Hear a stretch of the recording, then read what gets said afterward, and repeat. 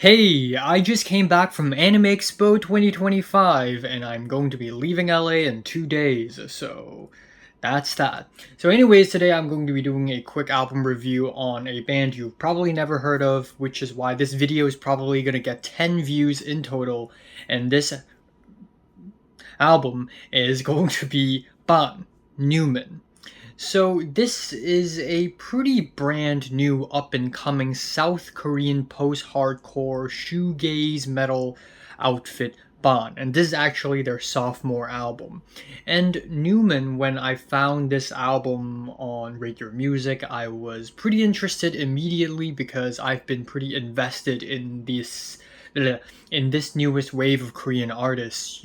These artists, and I say newest, but they're not that new anymore. They have been up and running for the last 5 years. Artists like Paranol, Asian Glow, Delazir, Yo, and so on and so forth. So obviously I was excited to listen to another new entry in this Korean phenomenon, essentially. Now, I'm not going to go through every single track. I would say that a lot of the tracks, if not all of the tracks on this album, pretty much sound kind of similar to each other. They are all very lumbering, loud, distorted, shoegazy metal tracks that are very long and sometimes even cumbersome. My biggest gripe with these tracks is that they are kind of one note, sometimes one-dimensional sometimes. Sometimes I wish there is more in terms of versatility.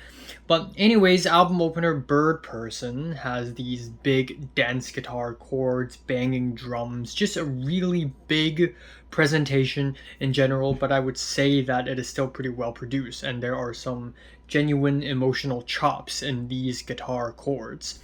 Then I would also like to talk about the track Histrionic, which is much noisier and thicker and more viscous in comparison.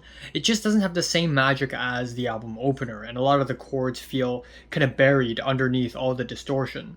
But I also kind of like the track Reversal of a Man, which has these back and forth moments that dwell between big heavy guitars to lighter, brighter moments. And then near the end of the track, we are hit with these depraved shouts and industrial riffs, which I thought was a pretty great way to end off such a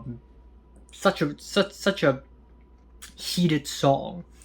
Then we have the track Sing a Brave Song, and it is actually not one track, it is actually three separate tracks. Sing a Brave Song 1, 2, and 3. And my thoughts is that there is no point in making this three separate songs. You could just put all of these three songs together and it could be one long 20-minute long song and it could still work.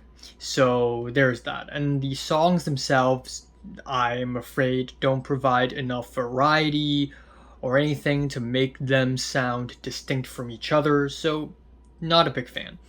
But the album kind of ends off with the track Old Man, which of course features Asian Glow.